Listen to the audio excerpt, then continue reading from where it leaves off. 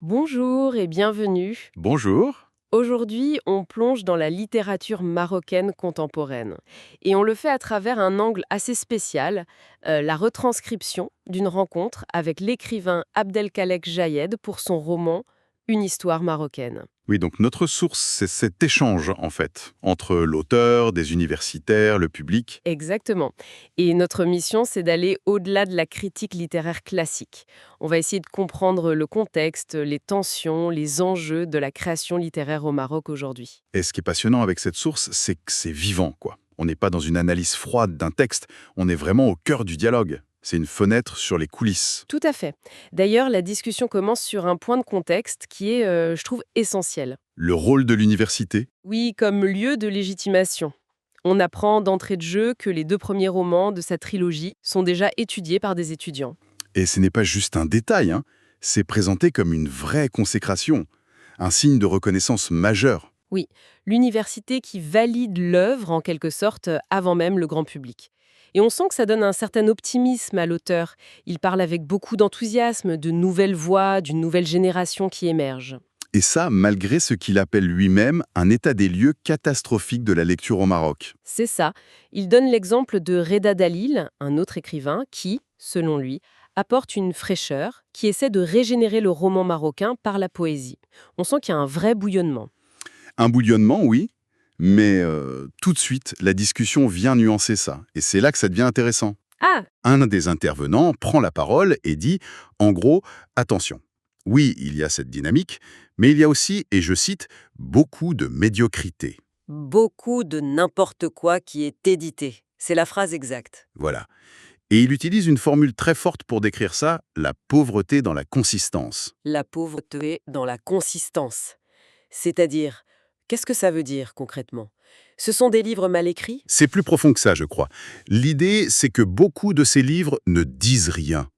Ils sont peut-être corrects sur la forme, mais il n'y a pas de projet derrière, pas de véritable construction de sens. D'accord, il manque d'une vision du monde. C'est ça. Et c'est justement ce qui fait ressortir le roman de Jayed, par contraste. Tout le monde dans la discussion s'accorde à louer sa force de construction de sens. Chaque élément semble à sa place. alors parlons-en de cette construction. La première chose qui surprend, en tout cas qui m'a surprise, c'est que la couverture l'annonce comme un roman policier. Oui, On s'attend à une enquête, à un polar classique, mais les intervenants, eux, le comparent à L'étranger de Camus ou à Faulkner. On est très loin d'Agatha Christie, on dirait. ah oui, on est à des années-lumière, et c'est un des points centraux de la discussion. Le genre policier, en fait, c'est une porte d'entrée. C'est un sujet prétexte. C'est l'auteur lui-même qui utilise ce mot. Un prétexte pour parler d'autre chose. Exactement. Pour lui, le roman est un genre monstre, une sorte d'ogre qui peut tout avaler. Le social, le philosophique, le poétique. Donc l'enquête, c'est juste le fil qui lui permet de plonger au cœur des passions humaines. C'est intéressant, il avoue même avoir peut-être péché par excès d'ambition, en voulant aborder trop de thèmes. Oui, il le dit avec une certaine humilité. Mais est-ce que c'est un défaut, cette ambition? Ou au contraire, c'est ce qui fait la richesse du livre? D'après les participants, c'est clairement sa richesse. Et cette ambition, elle passe beaucoup par le personnage principal. Qui n'est pas un policier. Non, justement, c'est un journaliste. Et un journaliste en pleine crise existentielle qui regarde son propre métier avec beaucoup de lucidité, de critique. Il dit que son métier est réduit à la quantité au détriment de la profondeur. C'est tout à fait ça. Du coup, sa quête pour résoudre le crime, c'est aussi une quête personnelle, pour retrouver du sens, de la vérité, dans un monde qui en manque. Donc son enquête sur le meurtre devient une métaphore de sa propre quête. Voilà. Trouver le sens derrière les feux bruts. Ça rejoint ce qu'un des universitaires dit dans l'échange. Toute grande littérature porte une philosophie, même si elle est cachée. Ici, le crime est moins important que les questions qu'il soulève sur la justice, le pouvoir. Une autre pièce maîtresse de cette construction de sens, c'est le lieu. L'histoire se passe à Serbe. Un village imaginaire dans l'Atlas central. Et c'est là qu'on a une confession assez stupéfiante de l'auteur. Ah oui, Il dit « Je n'y suis jamais allé ». c'est un pari, hein, d'écrire un univers entier sans y avoir mis les pieds. Le risque que ça sonne faux est énorme. Mais apparemment, ça fonctionne. Ça fonctionne et surtout, ce qui est encore plus important, c'est le cadre plus large qu'il donne à ce village. La Numidie. Ce n'est pas anodin du tout. Pourquoi c'est si important, ça? Pour donner une profondeur historique, C'est ça, mais c'est aussi un geste politique. Un intervenant le souligne très bien. La plupart des romans marocains se passent où? À Fès, Rabat, Casablanca. Les grandes villes. Toujours. Comme si le reste du pays n'existait pas sur la carte littéraire. Et là, en plaçant son roman dans un petit village de l'Atlas, Jayed fait un choix radical. C'est un non à la marginalisation territoriale. La littérature vient donc corriger la carte, en quelque sorte. Elle redonne une place à la périphérie. Exactement. Le mot utilisé, c'est réhabiliter ces territoires par la fiction.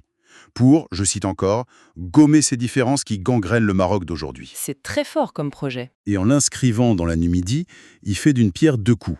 Il ancre l'histoire dans une identité nord-africaine très profonde et en même temps, il la rend universelle. Ce qui se passe à Serpa pourrait se passer n'importe où dans cette vaste région. Et cette idée que l'œuvre dépasse les frontières, on la retrouve aussi dans le rapport de l'auteur à ses lecteurs. Il y a cette très belle métaphore du peintre. Oui, l'écrivain est comme un peintre.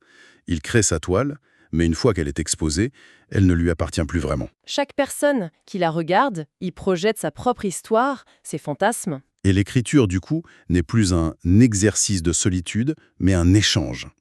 Un échange qui peut être plein de surprises pour l'auteur. Le lecteur est désigné comme le seul censeur. C'est ça. C'est de lui que dépend le rayonnement de cette littérature ou son déclin. Attendez, ça veut dire que le lecteur peut révéler à l'auteur des choses sur sa propre œuvre. Absolument. C'est une idée qui traverse toute la discussion. L'auteur raconte par exemple que des lecteurs ont vu des échos de Dostoïevski dans son roman. Ah oui, Des parallèles qu'ils n'avaient absolument pas calculés, ni même vus. La rencontre avec le public, c'est un miroir qui lui renvoie une image de son texte qu'il ne connaissait pas. donc l'œuvre n'est jamais vraiment terminée en fait. Elle continue de se transformer. Elle vit à travers le regard des autres. Un participant le dit très bien. Quand on va voir les lecteurs, on ne vient pas chercher des compliments. On veut aussi qu'on nous ouvre les yeux. C'est cette confrontation qui fait avancer l'œuvre. Et l'auteur? Pour rendre ça plus concret, la discussion s'est arrêtée sur un passage clé, la scène finale du roman. Qui a été lu à voix haute, oui. Alors, essayons de visualiser. Le narrateur, ce journaliste, est épuisé par son enquête. Il marche dans une ruelle sombre. Une porte s'ouvre. Une silhouette de femme lui fait signe d'entrer. La scène de tentation par excellence. Et le conflit intérieur du personnage est décrit avec une précision redoutable. Il y a la peur panique du guet-apens. Et en même temps, l'incapacité de résister à ce qu'il appelle un présent des dieux. Il est sur le fil du rasoir. Et en quelques secondes, c'est toute la complexité du roman qui explose. Oui, on plonge directement dans son inconscient culturel. C'est une cascade de références et de peurs qui lui traversent l'esprit. Analysons-les parce qu'elles sont fascinantes. Il y a 3 couches qui se superposent. La première, elle est mythologique, religieuse. L'histoire de Youssouf et Zulika. Exactement. L'équivalent de Joseph est la femme de Poutifar. C'est l'archétype de la tentation féminine, du désir qui peut mener à la chute. La deuxième couche, elle est tout de suite politique et sociale. Sa peur change. Oui, il pense au caïd, le chef local, et à ses nervis, ses hommes de main. Il s'imagine déjà arrêté pour luxure et atteinte aux mœurs. La peur du désir devient la peur de la répression de l'État. Et la troisième couche? C'est la paranoïa liée à son enquête. Et si c'était un piège? Si cette femme était un appât, payé par les notables sur qui l'enquête? Le fait que ces 3 peurs, mythologiques, politiques et paranoïaques, s'entremêlent en un instant, ça nous dit quoi sur la société que le roman dépeint? Ça nous dit que l'intime est toujours politique. C'est le cœur du roman, condensé en une scène. Aucun acte n'est purement personnel. Le désir est immédiatement traversé par la peur du contrôle social, de l'autorité, des conséquences de sa quête de vérité. La sphère privée n'existe pas vraiment. Elle est toujours menacée, instrumentalisée par le pouvoir.